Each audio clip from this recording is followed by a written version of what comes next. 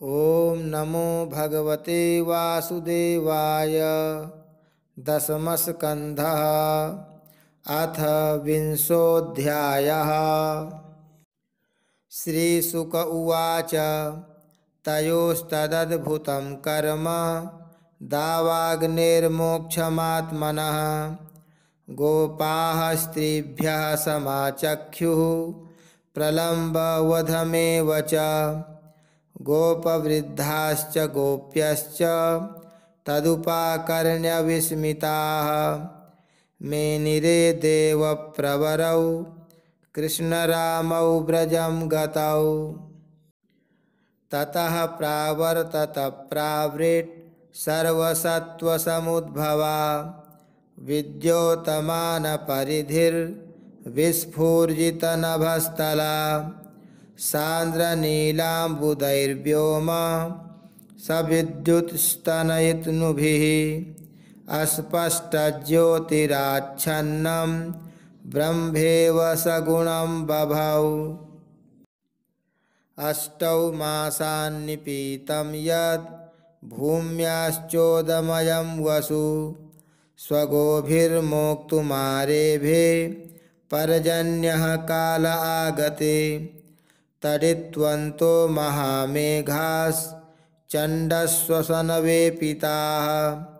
प्रीणनं जीवनं ह्यस्य मुमुचुः करुणा इव तपः कृशादेवमीढा आसीद्वर्षीयसी मही यथैव काम्यतपसस्तनुः सम्प्राप्य तत्फलम् निशामुखेषु खद्योतास्तमसा भान्ति नग्रहाः यथा पापेन पाखण्डा न हि वेदाः कलौ युगे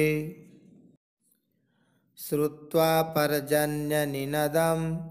मण्डूका व्यसृजन् गिरः तूष्णीं शयानाः प्राग्यद्वद् ब्राह्मणा नियमात्यये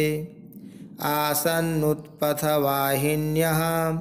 क्षुद्रनद्योऽनुशुष्यतीः पुंसो यथा स्वतन्त्रस्य देहद्रविणसम्पदः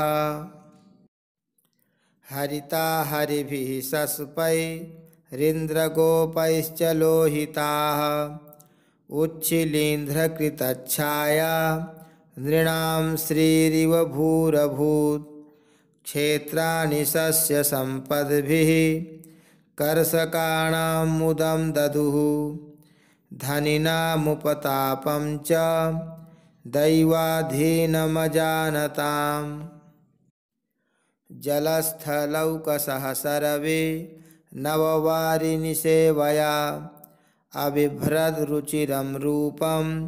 यथा हरिनिसेवया सरिद्भिः सङ्गतः सिन्धुश्चुक्षुभे श्वसनोर्मिमान् अपक्वयोगिनश्चित्तं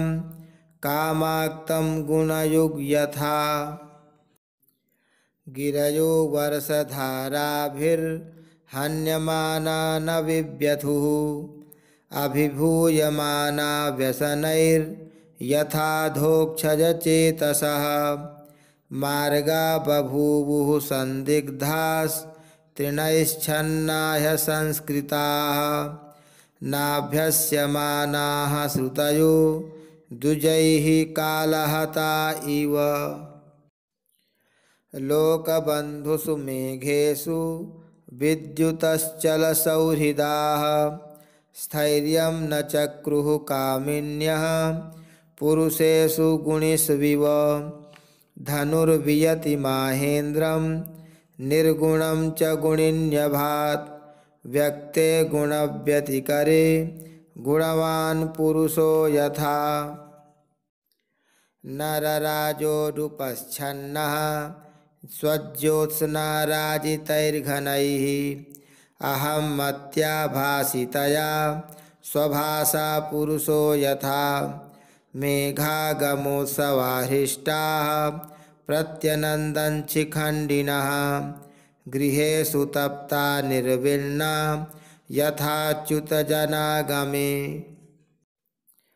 पीत्वापः पादपाः पद्भिरासन्नानात्ममूर्तयः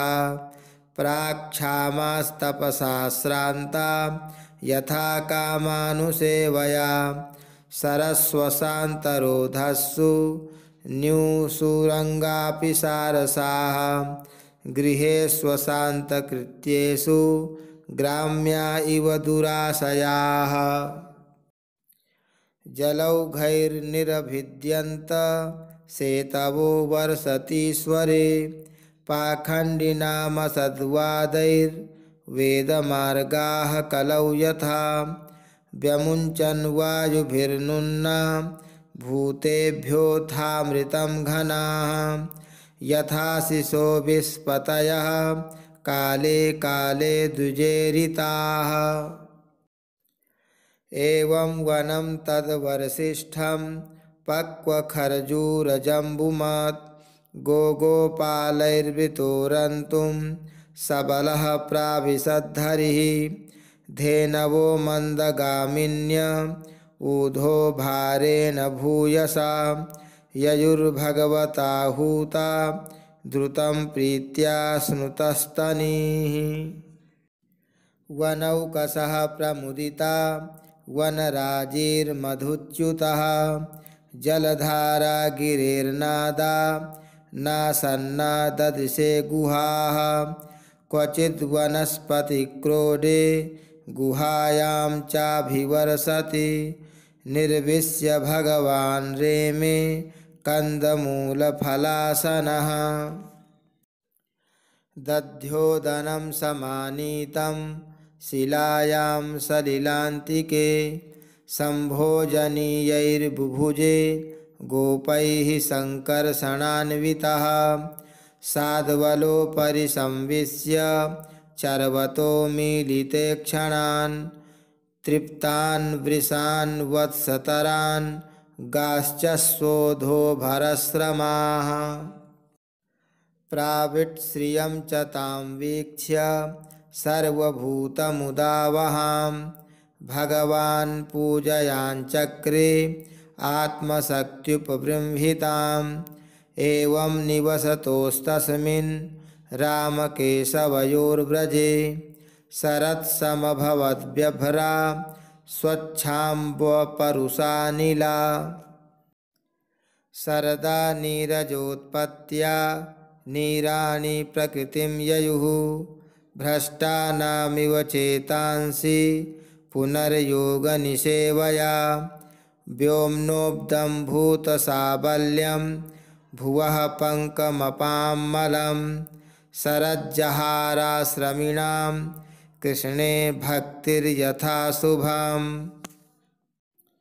सर्वस्वं जलदाहित्वा विरेजुः शुभ्रवर्चसः यथा त्यक्तैषणाः शान्ता मुनयो मुक्तकिल्बिषाः गिरयो मुमुचुस्तोयं क्वचिन्न मुमुचुः शिवं यथा ज्ञानामृतं काले ज्ञानिनो ददते न वा नैवाविदन् क्षीयमाणं जलं गाधजलेचराः यथायुरन्वहं क्षय्यं नरा मूढाः कुटुम्बिनः गाधवारिचरास्तापमविन्दञ्छरदर्कजं यथा दरिद्रः कृपणः कुटुम्ब्यविजितेन्द्रियः शनैः शनैर्जहुः पङ्कं स्थलान्यामं च विरुधः यथाहं ममतां धीराः शरीरादिस्वनात्मसु निश्चलाम्बुरभूतूष्णीं समुद्रः शरदागमे आत्मन्युपरते सम्यक् मुनिर्व्युपरतागमः केदारेभ्यस्त्वपो गृह्णन् कर्षका दृढसेतुभिः यथा प्राणैः स्रवज्ञानं तन्निरोधेन योगिनः शरदर्कांशुजांस्तापान् भूतानामुरुपोहरत् देहाभिमानजम्बोधो मुकुन्दो व्रजयोषिताम्। खमशोभत निर्मेघं शरद्विमलतारकं सत्त्वयुक्तं यथा चित्तं शब्दब्रह्मार्थदर्शनम्।